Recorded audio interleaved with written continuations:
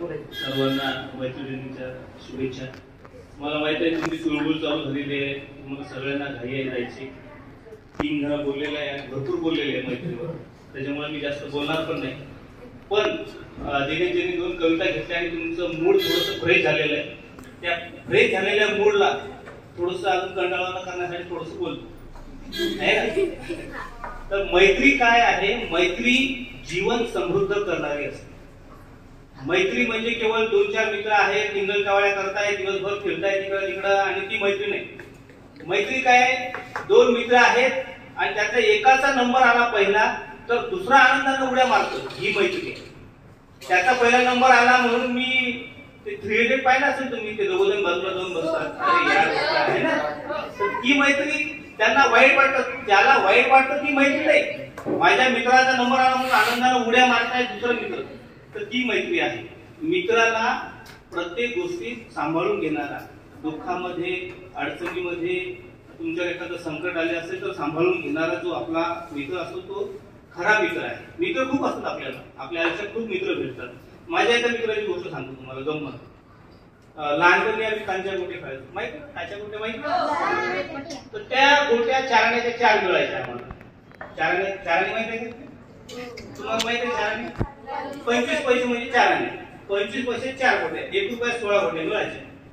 मग आम्ही त्या गोटे खेळायचो आणि मी फार गोटे जिंकायचो, पण घरी नेता येत नव्हते. माझे बाबा मला मारायचे, तर मी माझ्या मित्राजवळ ठेवायचो त्या गोट्या. हा मित्र काय करायचा? त्या 25 पैशाच्या 5 गोटे विकायच्या, दुकानात 4 मिळायच्या, मग हिच्याकडे जास्त पोरं यायचे. मग हा काय करायचा? 25 पैशाच्या गोट्या विकल्या की मला सांगत पण नव्हता तो. दुकानात जायचा 5 पोंगे आणायचा, 5 पैशाचा 1 पोंगा. माहिती आहे तुम्हाला पोंगा? माहिती आहे? पोंगा म्हणजे नरडा म्हणतात काही ठिकाणी त्याला. आता तो 5 पोंगे घ्यायचा, मला सोबत घेऊन जायचा. आता तुम्ही विचार करा, आम्ही दोघं आहे तर आम्हाला किती द्यायला पाहिजे? किती द्यायला पाहिजे तुमच्या अंदाजात सांगा. कोण सांगेल? त्याने 5 घेतले, मला किती? तो 5 गोट्यात 5 घालायचा तो, असं घ्यायचा फिरवत माझ्यासमोर, त्यातली अर्धी मोडून मला द्यायचं. गोट्या माझ्या, मी जिंकायचो, तू घ्यायचा, मला अर्धी मोडून द्यायची. याला मैत्री म्हणतात का? याला मैत्री म्हणायची का? याला मैत्री नाही म्हणत, आहे की नाही. एक माझा मित्र होता, मी डीएड झाल्यानंतर मला औरंगाबादला इंटरव्ह्यूला जायचं होतं आणि माझ्याजवळ बिलकुल पैसे नव्हते. त्याला माहित झालं की त्याच्याजवळ पैसे नाही आणि फक्त पॅसेंजरचं तिकीट होतं त्यावेळेस 50 रुपये अकोल्याहून औरंगाबाद, तर तेवढे पण नव्हते माझ्याकडे. त्याला माहित झाल्यानंतर तो स्वतः आला आणि 200 रुपये दिले त्यानं मला इंटरव्ह्यूला जा. त्या भरोशावर मी इंटरव्ह्यूला गेलो. याला मैत्री म्हणतात की 5 रुपये घ्यायची, त्याचा अर्धा म्हणून द्यायला चालला का? ही मैत्री आहे का?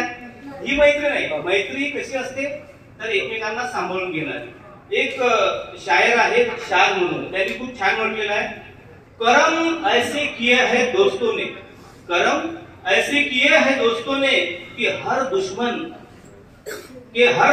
पे प्यार आने लगा है.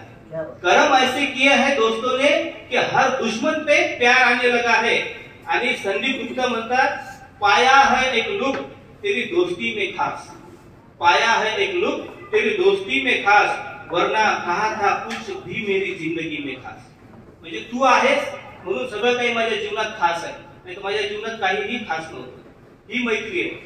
आणि या मैत्रीचं महत्व तुम्हाला पवन सरांनी खूप छान पद्धतीने सांगितलेलं आहे. आज मला एक पुरस्कार मिळालेला आहे. कोणता माहिती तुम्हाला?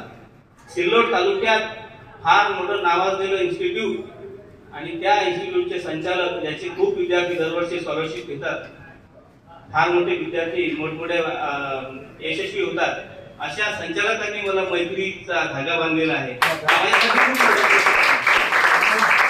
मैत्री काय असते हे तुम्हाला तुमचे शिक्षक आहेत ढोले सरांनी खूप चांगल्या पद्धतीने सांगितलं. ढोले सर खूप छान कविता लिहितात, तुम्हाला कदाचित माहिती असेल. छान कविता लिहितात. कवी हा संवेदनशील मनाचा माणूस असतो, संवेदना त्याच्या खूप जागृत असतात, म्हणून तो कविता लिहू शकतो. आणि म्हणूनच ढोले सरांनी खूप चांगल्या पद्धतीने संवेदनशील असल्यामुळे मैत्रीचं महत्व तुम्हाला समजून सांगितलेलं आहे. तर मैत्री कशी असावी? आता तुम्हाला एक, तुम्ही कदाचित ते गाणं ऐकलं नसेल, मैत्रीवर पिक्चर पण निघालेले आहे, दोस्ती आहे दोस्ताना आहे. त्या दोस्तानामध्ये एक गाणं आहे, एक कडवं 2 ओळी आहेत त्याच्यात.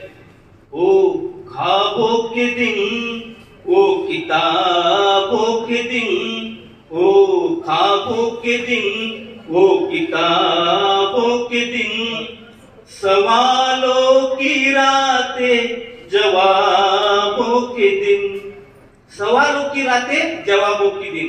आता तुम्हाला तुमच्या आयुष्यात हे करायचं आहे, मित्रांनी एकत्र बसून अभ्यास केला तर खूप चांगला अभ्यास होतो, हे तुम्हाला माहित आहे ना?